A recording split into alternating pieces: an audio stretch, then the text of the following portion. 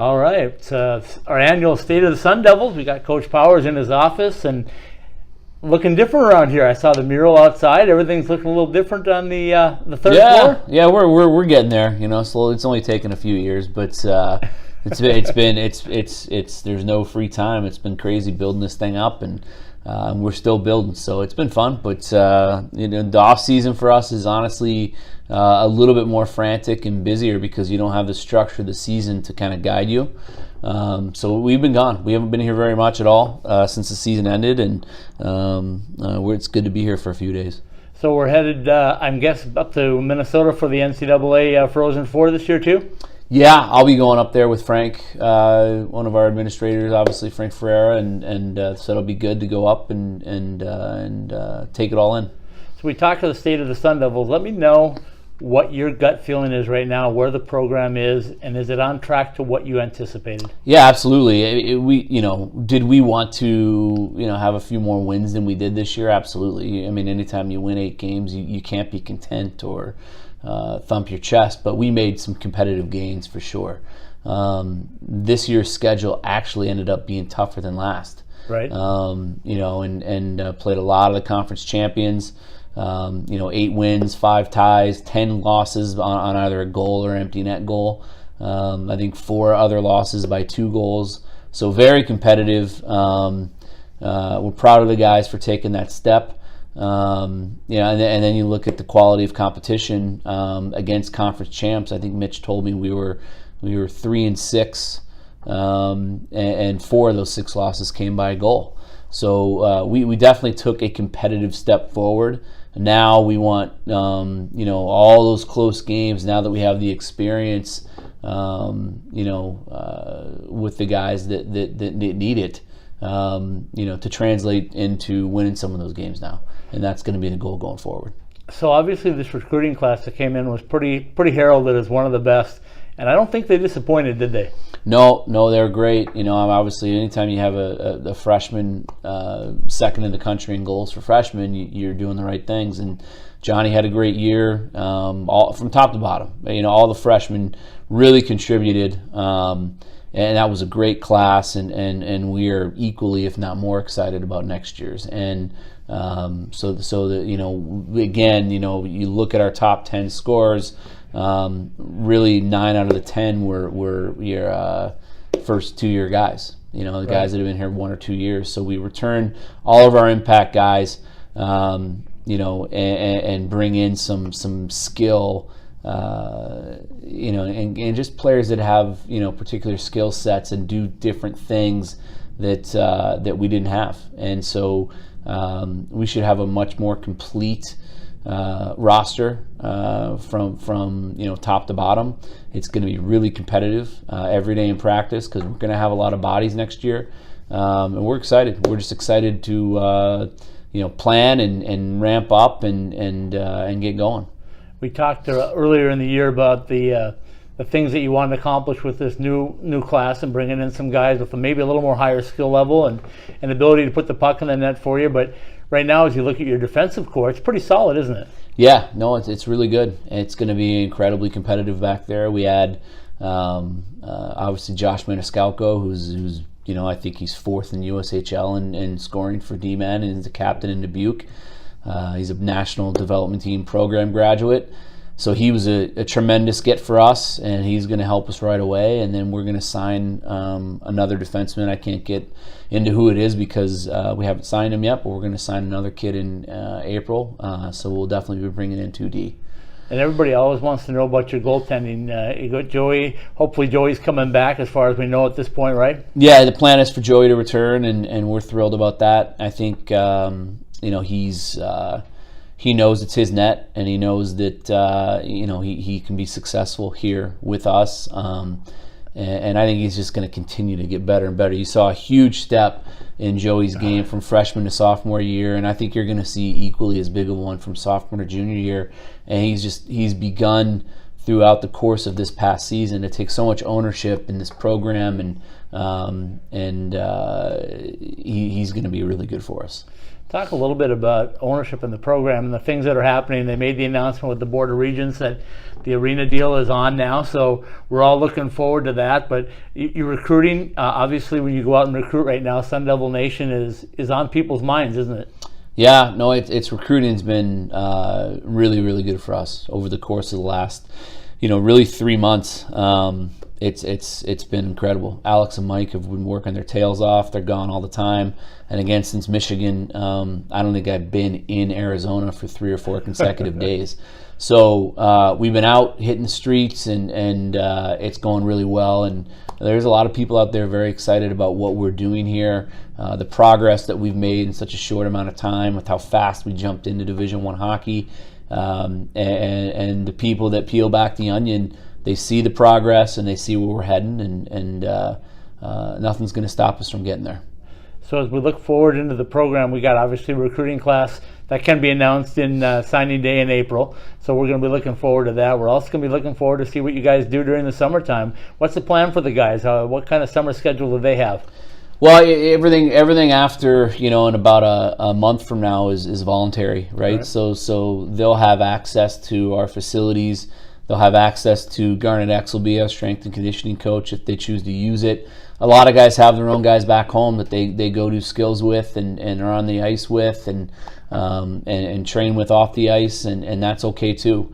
But the guys will be back, in August as a full team, and you get right back to work. We actually play next year on October, I believe it's the 6th and 7th, the Saturday and Sunday, which is the actual first full day of allowable competition. So we start right away. We host two home games that weekend, so on a Saturday and Sunday. So we're going to have a lot to cover over the course of that first month where you're limited in practice time.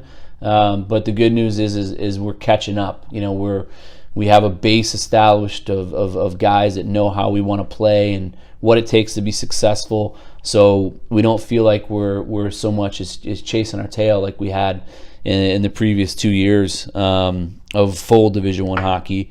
We're thrilled. Next year we'll finally be at our 18 full scholarships, which is really going to, I think, help us. Yeah. And I think that the proof will be in the pudding. We'll see another tremendous step forward.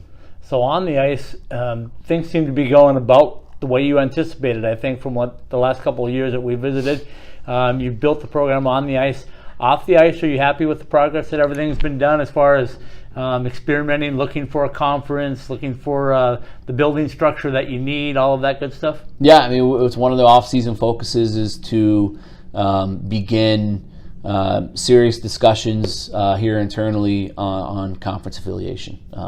Now that the building is done and that's there for people to see, now it's time to figure out what that conference affiliation looks like, and we're going to do that. We have a plan that we're going to kind of attack and go after this off season, and hopefully we can bring more clarity to the picture for everybody, because I know a lot of people are antsy and curious to figure out what we're going to do. So are they the two tied together, the building and the conference, or are they two completely separate? I don't think they're necessarily tied together. I think it makes us a much more attractive situation for a conference to add, and now that they know we have a building. So I think that while they don't go hand in hand, we tabled conference discussion until the arena got completely done because of just the simple fact that we knew that once we had our arena, we would be much more attractive to any conference. So now that that's done, we can focus more on serious conversations about what that looks like. And for those that don't know or maybe are confused, it's not only about you picking the conference, but it's a conference picking you as well. Yeah, no, it has to. You have to have a mutual, value. Yeah. And there's conferences that you can make an argument, make complete, perfect sense for us to potentially join, and there's ones that don't. So, we'll figure it out. We'll figure it out, and we think we already have a pretty good direction of where we want to head and what conversations we want to have, and we'll have those conversations and see where they go. As a coach, how does that figure in the conference, or does it? Does it really matter where you play, or would you prefer to play a certain place? Or I mean, it's there. I mean, we're still finalizing a last piece of next year's schedule. Right. I mean, there's a chance we might have 20 home games next year. Yeah, I heard that. I mean, there's a chance. There's an outside chance, and at the worst, we're going to have 18. Right. So as an independent, scheduling hasn't been a huge issue. Now, the degree of difficulty in our scheduling has been a bear. I mean, but I truly believe that because of the tough schedule that we played these last 2 years, our guys literally have seen it all and are ready to take a step forward, and nothing will intimidate them. I don't know if you can tell me yet or not, but tournament-wise coming up for people to anticipate next year, you guys have something in mind as far as what you're going to do? Is the Classic coming back? Or yeah, we're going to do the Desert Classic. We have an unbelievable field. I'm not going to reveal who's in it. Yep. Because I don't want to disrespect other programs releasing their schedules. But what I can tell you, 3 current top 10 teams are coming to play us in that.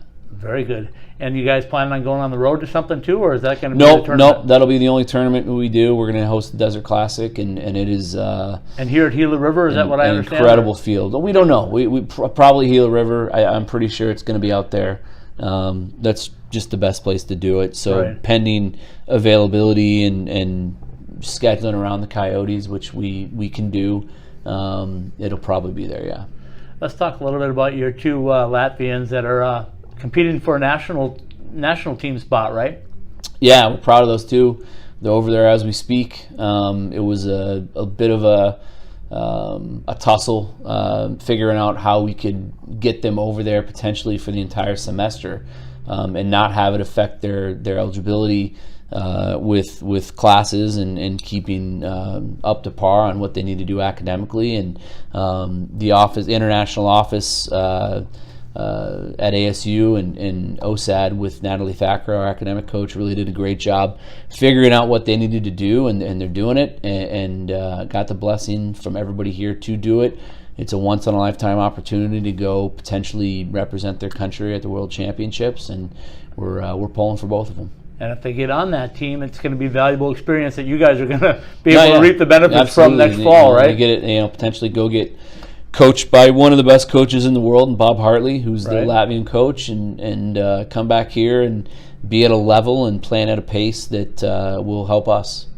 Let's wrap things up today with the state of the Sun Devils by telling me what you think the fans can expect from next year's team. After what they've seen for the last couple of years, give us an idea of what's going to be on the ice for you in October. I think you can expect to see just a more well-rounded team. Not one that has to completely rely on grinding teams out and getting some bounces to win games. Because of all the close games that we had, really we just had a bit of an inability to put the puck in the net. We've got a gem of a kid that is a big time goal scorer in Johnny Walker, and we got more of them coming. And I think there's players on our current roster like Tyler Bush and Brett Gruber that are really positioned well to take a huge step in their development next year and produce more for us, and I believe that they will. Brinson Pashnuk, led us in points, and he's going to continue to evolve and get better as he goes throughout the process here over the course of his 4 years. And then we have a tremendous goalie that gives us a chance to win every night, and he's only going to get better, and he's just a junior as well. So people that have stuck with us, they've done it, and we commend them for it. And I think all that loyalty is going to start to pay off, and we're confident going into the next year. We're going to make take a tremendous step forward and continue to make strides and make people proud of what we're doing. So as I sit with you here on the 3rd floor of the Carson Center, I think the state of the Sun Devils is pretty solid. It's very good. It's very good. We're focusing on everything that we need to, and really that's all positive stuff. We got a little bit of an axe to grind because we felt like we left some wins on the table this year, and there's not a guy in our room that doesn't feel that way. But we know we're right there, and the numbers don't lie. And again, there's not a person associated with this program, player, staff, administrator that doesn't believe we can take a big step forward next year. Coach, I thank you for your time. Have a great summer, a busy summer, but get ready to go. So that first weekend in October, we start seeing some wins right off the get-go. Yeah, absolutely. Thank you.